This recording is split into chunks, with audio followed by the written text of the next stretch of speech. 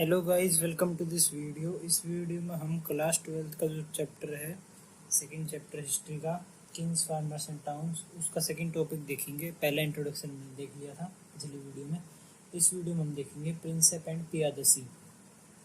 तो पहले इस टॉपिक को देखने से पहले इसके अंदर एक बॉक्स के अंदर दिया गया है इंस्क्रिप्शंस के बारे में, तो वो देख लेते हैं कि इंस्क्रिप्शंस क्या होती है। उसके बाद ये टॉपिक समझने में आसानी होगी, ठीक है।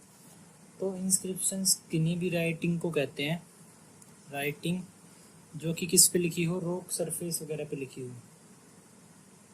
कोई भी हार्ड सरफेस हो, जैसे कि स्टोन हो, मेटल हो, या फिर पोटरी हो, मटके वगैरह, इन सब पे कुछ भी एनग्रेव करके लिखा जाए उसे कहते हैं इंस्क्रिप्शंस।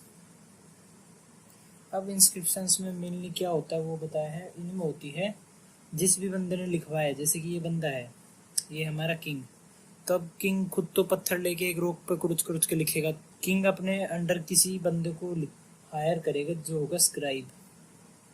स्क्राइब वो बंदा होता है जो राइटिंग वगैरह में माहिर हो। तो किंग उसे पैसे देगा कि भाई तू 100 सोने की मुद्रा रख ले और मेरे लिए इंस्क्राइब कर दे पत्थर पे ये। अब क्या इंस्क्राइब करना है? अब किंग अपने बारे में बुरा तो लिखवाएगा नहीं, तो किंग इंस्क्राइब कराएगा अपनी अचीवमेंट्स को कि भाई मैंने मेरे जीवन काल में इन इन राज्यों पे शासन किया, ये करा वो करा। तो किंग एक तो पत्थर पे ये लिखवाएगा, फिर अपनी एक्टिविटीज़ लिखवाएगा कि मैं दिन में ये करता हूँ, ये करता हूँ, इतना शिकार करता हूँ, इतने शेर मार दिए वगैरह वगैरह। फिर उसके बाद अपने आइडियाज़ लिखवाएगा कि भाई ये धर्म अच्छा है वगैरह वगैरह, हमें अपना जीवन ऐसे व्यतीत करना चाहिए। अपने उसके जितने भी आइडियाज़ हैं, उसकी आइडियोलॉजी वगैरह वो सब लिख देगा। और फिर क्या करेगा, क्या करवाएगा, अपने एक्सप्लोइट्स भी लिखवा देगा। एक्सप्लोइट्स क्या होते हैं? कारनामे।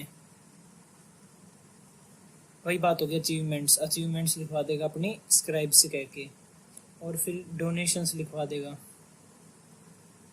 कि भाई मैंने इस बंदे को इतना डोनेट किया था, इस मंदिर में इतने रुपए डोनेट करे थे, इतिहास में मेरा नाम होना चाहिए वगैरह वगैरह।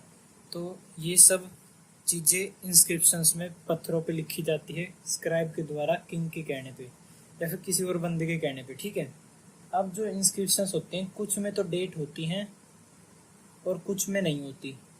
कुछ में डेट होती हैं, कुछ में नहीं होती। तो जिनमें डेट है उनका तो हम डेट देख के पता कर लेते हैं कि भाई इतने साल पुरानी है, क्योंकि उस पर डेट लिखा हुआ है। जिस पे नहीं है, जिस पे डेट नहीं है, उसका हम कैसे पता करते हैं? उसका हम पता करते हैं पैलियोग्राफी की मदद से। पैलियोग्राफी क्या होती है? पैलियोग्राफी उस स्टडी को कहते हैं, स्टडी ऑफ एंशिएंट राइटिंग,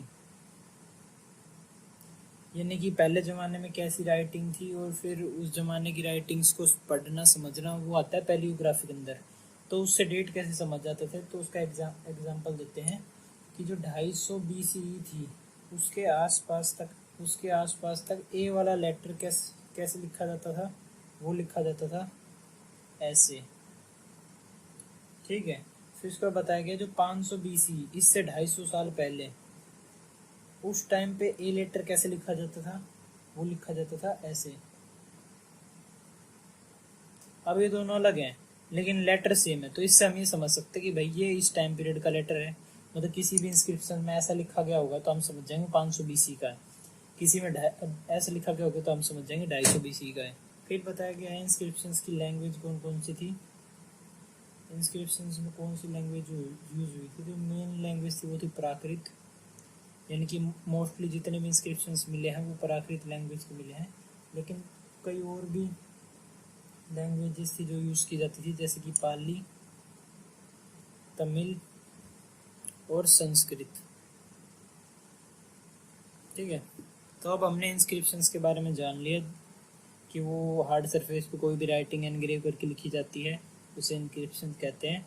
उनमें किंग के द्वारा तो नहीं लिखी जाती, स्क्राइब लिखता है किंग के कहने पे या किसी और बंदे के कहने पे।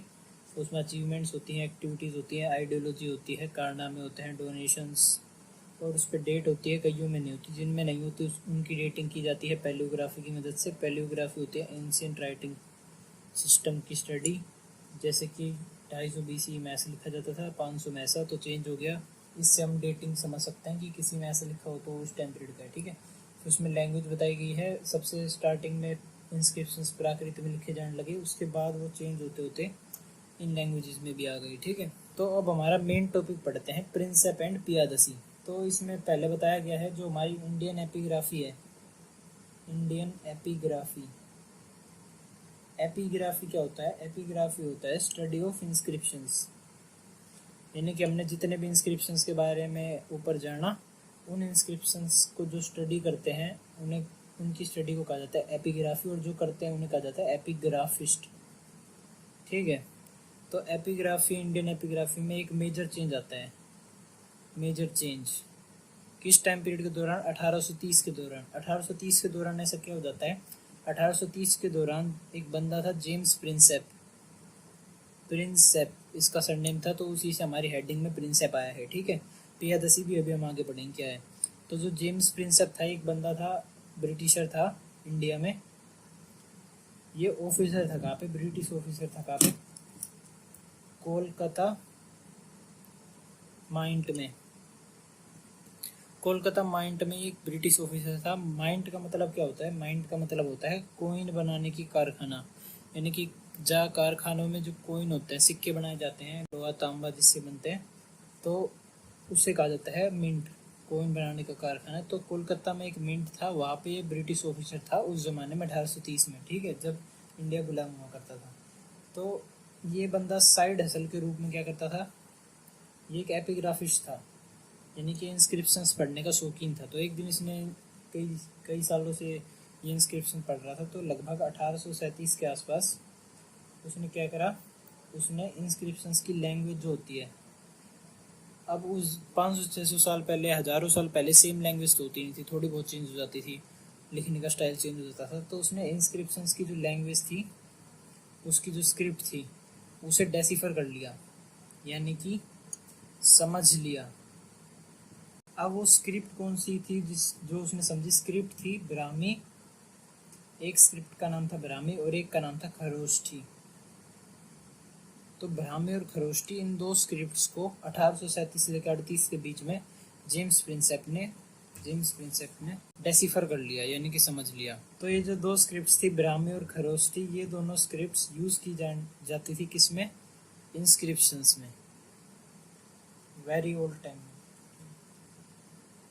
फिर उसने एक चीज़ नोटिस की इंस्क्रिप्शंस में कि भाई इंडिया के जो अर्ली इंस्क्रिप्शंस हैं उनमें एक किंग को दर्शाया गया है, यानी कि एक किंग के बारे में लिखा गया है, लेकिन उस किंग का नाम क्या, उस किंग का नाम नहीं दिया गया है, उसे एक अलग नाम से दिया गया, जैसे कि पेट नेम कह सकते हैं ना, जिसे प्यार से बोलते, तो उस प्यार वाले नेम से दर्शाया गया है, कहा गया है पियादसी। तो ये हमारी हेडिंग आ गई, प्रिंसेप एंड पियादसी। प्रिंसेप यानी कि जेम्स प्रिंसेप, पियादसी इंस्क्रिप्शन में किंग का नेम था, किंग को पियादसी लिख रखा था। तो उसने बहुत सारे इंस्क्रिप्शन देखे, हर एक में पियादसी लिख रखा है, तो उसके मन में आ गई भाई उसका असली नाम क्या है, ये पता करूँगा मैं। तो उसने भाई लगभग बहुत सारे इंस्क्रिप्शंस को ढूंढा जो एक ही किंग के बारे में बताते थे।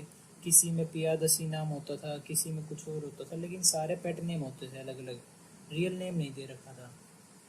लेकिन उसे फिर कुछ और इंस्क्रिप्शंस मिलते हैं, एक दो और इंस्क्रिप्शंस मिलते हैं जिनमें क्या लिखा हुआ था, उनमें उसी किंग को किस नाम से डिनोट किया गया था? अशोका से डिनोट किया गया। तो इसे कंपेयर करके जेम्स प्रिंसेप ने पता लगा लिया कि ये जो पियादसी जिसका पेट नेम है वो कोई और नहीं, वो अशोका द ग्रेट रूलर है। तो अशोका के नाम की फाइंडिंग भी जेम्स प्रिंसेप ने की थी कि उसका नाम पियादसी है। तो ये जो टाइम पीरियड था 1830, इससे पहले मोस्टली किसी भी इंडियन आर्कियोलॉजिस्ट को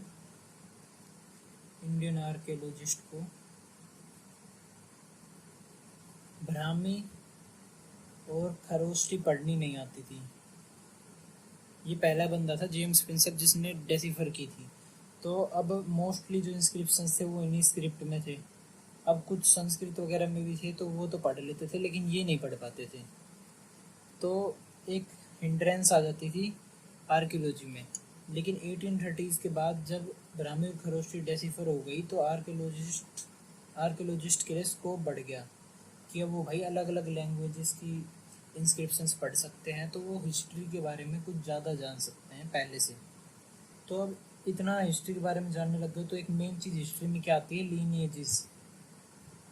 लीनिएजेस मतलब पहले ए रूलर था, फिर उसका बेटा आया बी, फिर इसको मार दिया सी ने, सी राजा बन गया, फिर इसका बेटा डी आया, फिर इसका बेटा ई आया। तो ऐसे ऐसे जो रूलिंग लीनिएज होती है, जैसे कि बाबर के बाद हुमायूं आया, हुमायूं के बाद अकबर, तो ये वाली जो लीनिएज है, वैसे ही हिस्टोरियंस ने अब लीनिएजेस पे ध्यान देना शुरू कर दिया, क्योंकि अब उन्होंने इंस्क्रिप्शंस की लैंग्वेज समझ ली थी, जिनमें बताया जाता है कि ये मेरा बेटा है वगैरह वगैरह। ठीक है, फिर अभी तक तो जो हिस्टोरियंस थे वो क्या करते थे, आर्टिफैक्ट्स के बेसिस पे चलते थे कि भाई एक मंदिर बना रखा है, अब वो मंदिर बहुत पुराने ज़माने का है, तो एक तो उन्होंने ये देख लिया कि इतने पुराने ज़माने का मंदिर है, फिर उसमें एक दो चीज़ें संस्कृत वगैरह में लिखी हुई तो उससे समझ लिया कुछ, और कुछ जो स्टोरीज लोगों के मन में चलती हैं कि भाई इधर एक राजा हुआ करता था वगैरह वगैरह, उससे काम चला लिया।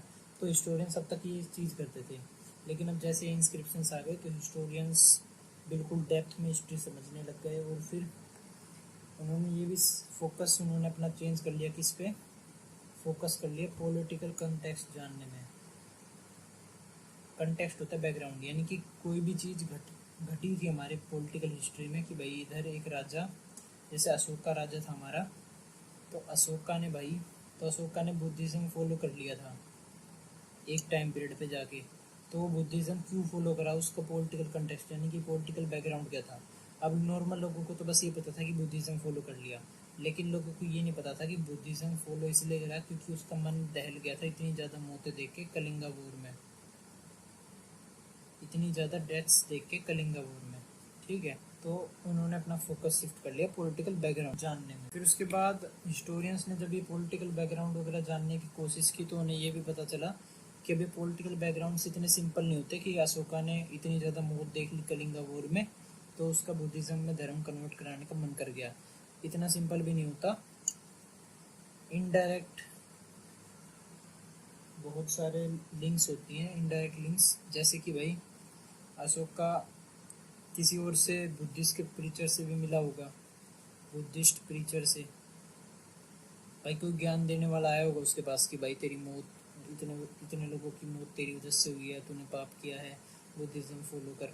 तो एक तो ये हो गया, और एक उसने कलिंगा वॉर लड़ा। तो इनडायरेक्ट बहुत सारी लिंक्स निकल के आती हैं, हिस्टोरियंस ने ये भी देखा।